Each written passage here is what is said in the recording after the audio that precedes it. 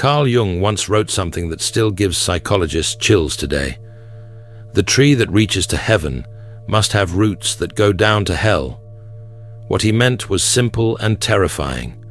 The deeper you fall, the higher you can rise. But here's what Jung never fully warned people about. When someone who's been to hell comes back, they don't come back the same. They come back as something the world has never seen from them before. And that transformation? It terrifies everyone who only knew the wounded version.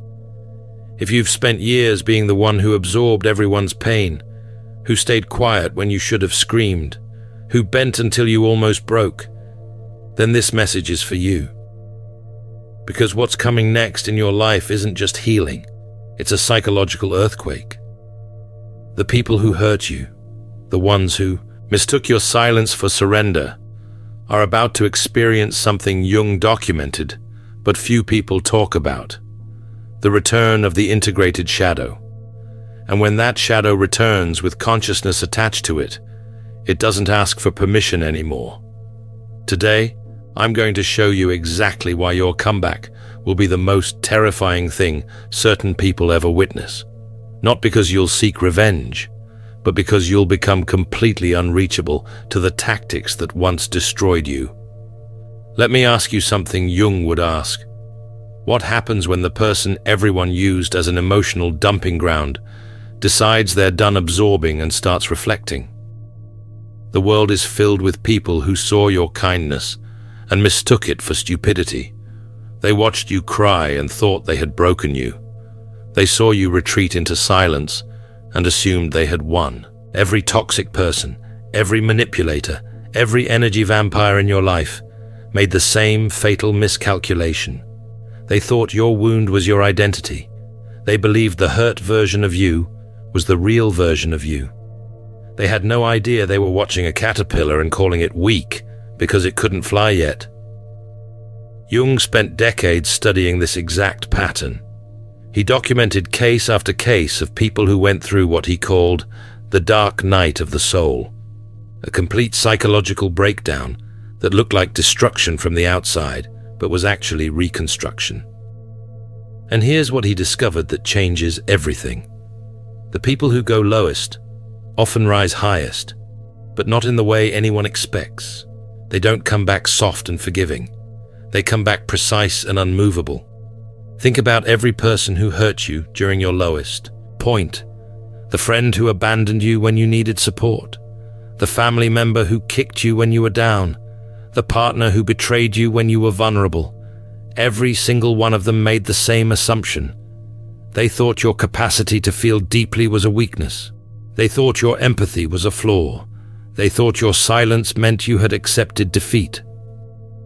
But here's what Jung understood that they never will. Silence isn't always submission. Sometimes silence is observation.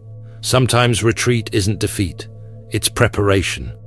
While they were celebrating what they thought was your destruction, you were in what Jung called the incubation period. You were in the cocoon, and they mistook your transformation for your death. The psychological term for what you went through is the night sea journey. Jung borrowed this from ancient mythology. The hero gets swallowed by the whale, descends into darkness, and emerges transformed. But most people miss the crucial detail of this journey. The hero doesn't come back to make peace with the whale. The hero comes back as someone the whale can never swallow again. That's you now. You're not the same person who got hurt. You're the version of yourself that can't be hurt the same way twice. Here's where it gets interesting from a psychological standpoint. While you were silent, while you were healing, while everyone thought you were broken, something was happening in your unconscious mind that Jung called shadow integration. Your shadow isn't evil. Your shadow is every part of yourself you were taught to suppress. Your anger, your boundaries, your ability to say no, your capacity to walk away without explanation, your willingness to let people face the consequences of how they treated you.